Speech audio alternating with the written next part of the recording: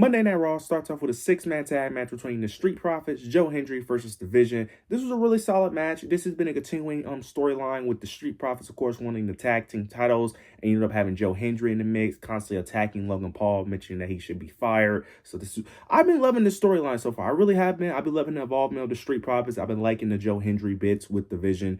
Was a solid match. Towards the end of the match, you end up getting Seth Rollins. He interferes. Braun Breaker was going for a spear. Seth Rollins prevents him from doing the spear. This allowed the Vision to end up picking the victory to take advantage. After the match, though, Braun Breaker gets in the ring, tries to spear Seth Rollins, but then he ends up spearing Angelo Dawkins. Montez Ford gets in the ring. They have a little back and forth because feels like Seth Rollins did that on purpose to cause Angelo to take the spear. They push away. They've been telling that story between the Street Profits and Seth. Are they going to align with each other? Can they get along? Very interested to see how that story element plays out. We are going to get a tag team match, a tag team championship match at Saturday night's main event, which I am excited about because we could get a potential title change. I don't think we are, but there's some implications because I do think it's going to be interference. I do think Seth Rollins will get involved. I do think Braun Breaker will get involved as well. Continue the storyline of the Street Profits and Seth Rollins potentially getting in each other's way, potentially working together or not working together. Who knows? But I do like the story element that they are telling. Potentially Joe Hendry could get involved in that match as well because he is involved in this feud. So overall, I've been really enjoying this story. I've been liking all the different wrestlers that is involved in this. Very curious to see if the Street Profits win because I want the Street Profits to win those titles. But to be fair, it doesn't really mean anything because the Raw Tag Team division is completely dead. So it doesn't really matter, but I just find them way more entertaining than the Vision right now. The only person I care about in the Vision is Braun Breaker. And them holding tag team gold doesn't really do anything for me personally. So put them on a real tag team, that can really do something with them. Even though, to be honest, it just all comes down to booking at the end of the day. So we'll see where this goes, but I am very interested in the stories that they're telling with Braun, Seth, the tag team titles, Joe Hendry being involved. I'm very interested to see what they're doing with the storyline. So very interested to see how that match plays out at Saturday night's main event.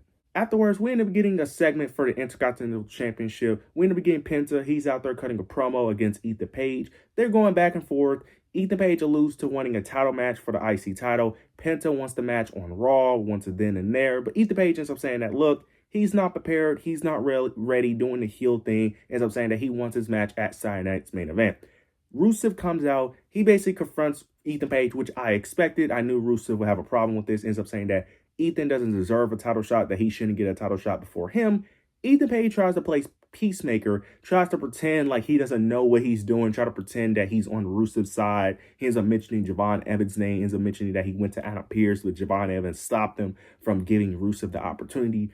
Javon Evans eventually comes out, tries to clear his name. This eventually led to a brawl between all of them with the babyfaces standing tall. This then eventually transitioned to a Javon Evans and Rusev match, which was a really solid match with Javon Evans picking up the victory. But the match is confirmed at Saturday night's main event, Ethan Page versus Penta, which I'm actually very excited about because that match is actually, I can see that match being a great match, but I can also see that match being where a title change actually happens. Now, it is Saturday night's main event, so there is going to be commercials, there's going to be ads, so we may not see much of the match, but I do think there is a potential for a title change to happen, but I can also see some interferences. I can easily see Rusev interfering in that match, being jealous of Ethan Page. I can see Javon Evans interfering in the match as well due to Rusev trying to protect Penta. So there's a lot of shenanigans that could go in there. I'm liking this IC title picture. It's one of the more unpredictable things in WWE. When WWE is typically very predictable, this is one of the unpredictable things in WWE right now. Because I can see either guy winning. It wouldn't shock me if Javon won it. Wouldn't shock me. Rusev is the last person I expect to win, but it wouldn't shock me if he won.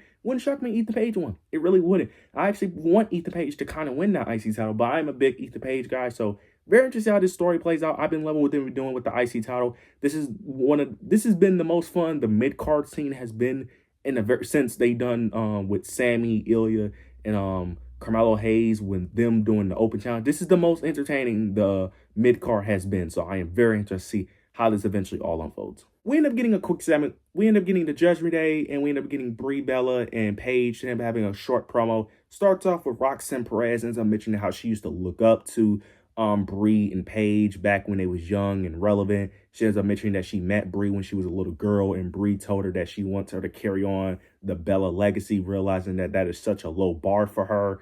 Brie Bella responds back, ends up saying that she must be alluding to Liv Morgan when it comes to being a low bar, ends up mentioning that she wanted her to be standing on her own and not hiding behind the Judgment Day, ends up saying that her mom would be very disappointed in her. Raquel responds back. She responds to Paige, ends up mentioning her scandal that ended up happening, over a decade ago, and then ends up mentioning that they're both washed up. Paige attacks the Judgment Day. They go back and forth. Liv Morgan interferes. Then they stand tall with all the gold. I like the overall segment. I wish we get more. I wish we get more segments where the women are actually talking on the microphone. I don't really understand why, outside of Jade Cargill and Rhea Ripley at WrestleMania, we don't get more segments where they're talking way more. This was another example where, for whatever reason, in these tag team divisions, where they talk for like 2 to 3 minutes, then it leads to a brawl. I wish we would get more where they actually go back and forth. The women need more promo time.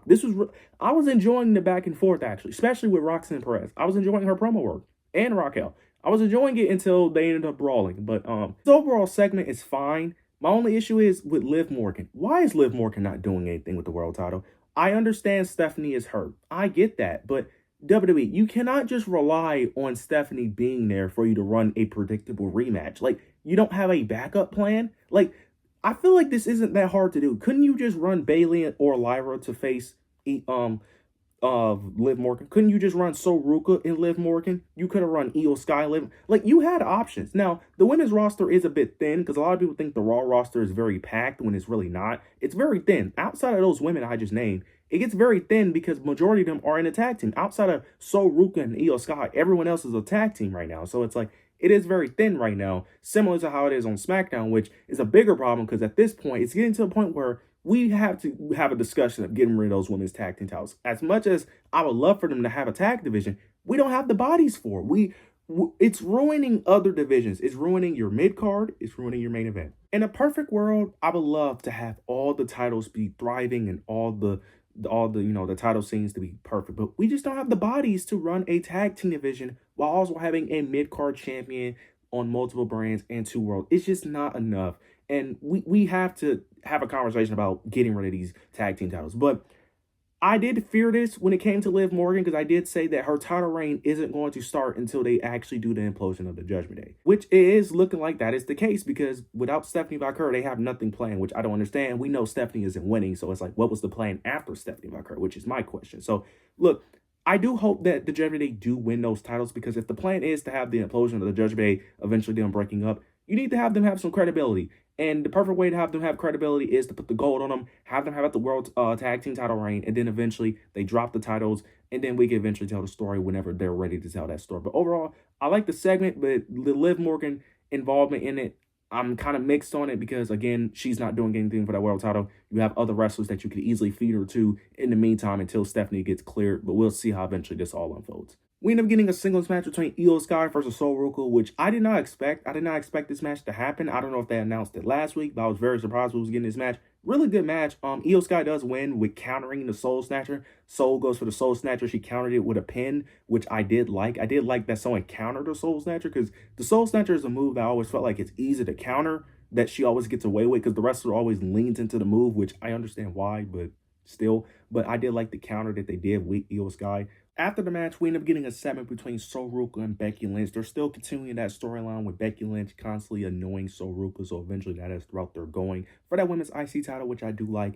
What's next for Io? I'm not really sure because, again, you could easily insert her into the Stephanie Vaquer spot until Stephanie is ready. Who knows? You could potentially run a triple threat, until you're ready for that Judgment Day storyline. You could have that be a continuing story. But they end up having a backstage segment with her and Asuka saying their goodbyes. So it is looking like this is the end of Asuka. So it looks like that was officially her last match. We'll see how that unfolds. So don't know what you do with Io unless it's for the world title. But I am very interested to see how eventually that Soruka and Becky Lynch storyline eventually all unfolds.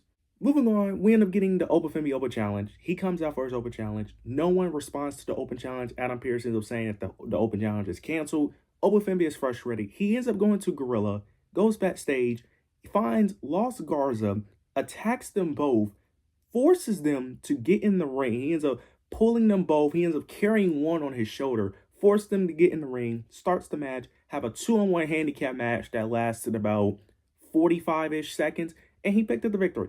I enjoy this. Look, I get the swash matches. I completely understand, but this was funny. I thought this was funny. I thought it made him look like a complete badass. I thought this made him look like I get that as Lost Garza, but the fact that he just randomly went backstage because he was furious that he didn't get a match and he just forced two guys to have a match with him, I thought that was funny and hilarious. That was a very entertaining way to do a swash match without it being a very predictable. It was very predictable, but it was a very funny way of doing a very predictable swash match in my opinion. So I enjoyed this overall. I like what they doing so far with Obafemi. I'm liking these matches. Eventually, you are going to have to give them some real competition, but the way they executed it on Raw tonight, I thought was great. So I enjoyed this overall segment. Can't wait to see what's next with this open challenge. We finally end up getting the main event. We end up getting the bloodline. Roman wants Jacob to acknowledge him. Jacob refuses to acknowledge Roman. It immediately starts off with them brawling, with them fighting. There was a moment where Roman did get the upper hand with a steel chair, but then eventually goes for a spear. Jacob gets the upper hand, used the tongue and death grip. He ends up putting him through a table again, and eventually holds the World Heavyweight Championship. Okay. I like the segment, but I am getting a bit tired of Jacob constantly standing tall and we're getting the same ending. I'm going to give it one more week. It is getting a bit repetitive. It is, which I don't have a problem with repetitive if the story warrants the repetitiveness and if it's good enough. But it does get to a point where it gets repetitive, where it's not entertaining enough. Right now, we're not hitting that second gear that we need to hit with this story to where the repetitiveness isn't a problem, because they keep doing this thing with the Usos may get involved, but they don't get involved. Then you have Roman constantly getting punked every single week. But I get what they're doing with Jacob. Jacob is supposed to be this dominating threat. I get it. But it's also the tribal chief at the end of the day. We can't just keep having the tribal chief get destroyed every week now. Especially if he's not going to win. It's different with Brock Lesnar and Oba, because Oba was supposed to win that, so it makes sense for him to dominate. If Jacob is not going to win, there's really no point to have him dominate every week, because yes, you make him look strong only for him to lose. Now, you can look strong in a loss, but Jacob is already incredibly over, and people already look at him as a main event guy. So it's like, this doesn't really move the needle in a sense of like, this is going to make people look at him like a real main eventer. People already look at him like a future main eventer already, if that makes sense. So again, I'm going to give it another week. We're going to see what happened on next week Raw, but it is getting a bit repetitive, but I'm going to give it some grace. I'm going to give it some grace.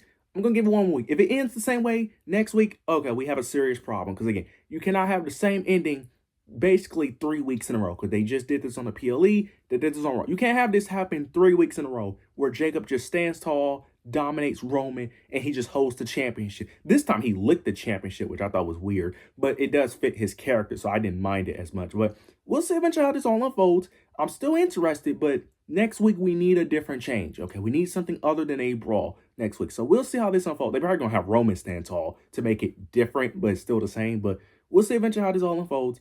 I thought the overall show was good. Overall show was solid. I thought it was a solid show. I do think it was a step down from last week, but overall show I thought was solid. You guys let me know your overall thoughts and opinions down below. Make sure to like, comment, subscribe, make sure to hit the notification bell so you don't miss any of my content. But yeah, that's it.